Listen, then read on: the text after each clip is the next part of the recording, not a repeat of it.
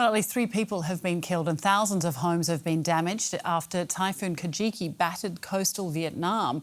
There were widespread blackouts in several regions after powerful winds downed trees and power lines. Hundreds of thousands of people were told to evacuate from the hardest hit areas while airports and schools were closed. The storm is weakening as it crosses over neighbouring Laos, but heavy rain is still expected there and in northern Thailand. Well, freelance journalist and author of the Vietnam Weekly newsletter, Michael Tatarski, joins us now from Ho Chi Minh City. Michael, Typhoon Kajiki has now passed over Vietnam. What kind of damage did it leave in its wake? So as you mentioned in the introduction, in the coastal areas, there's certainly a lot of wind damage. There's been photos of severely damaged houses, lots of trees and power lines knocked over, fields flooded. But I should note that most of northern Vietnam is still experiencing very heavy rain, and that's to be expected pretty much through the rest of today, if not through tomorrow as well. Hanoi, the capital, is pretty badly flooded this morning, and we even had a storm this morning here in Ho Chi Minh City.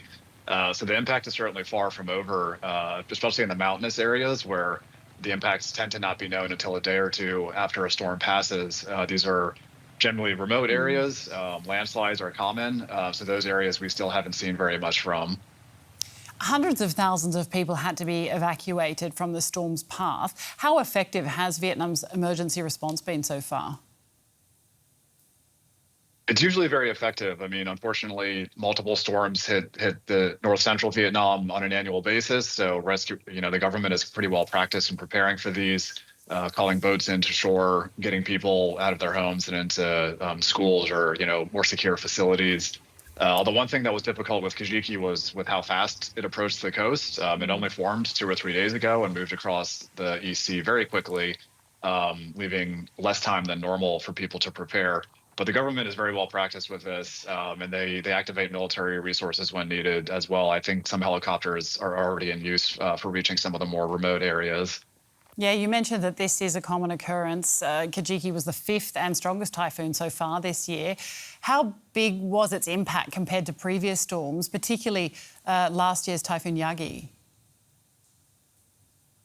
So Yagi last year is, for now, still the benchmark. It was the strongest storm to hit the country in something like 70 years, caused over $3 billion in damage, and hit some really heavily industrialized areas, which is a bit unusual. Kajiki, for example, hit a slightly less developed part of the coast. But again, the full extent of the damage remains to be seen, given all the ongoing rain that continues as we speak. All right, freelance journalist Michael Tatarski from Ho Chi Minh City, thanks very much for joining us. Thank you.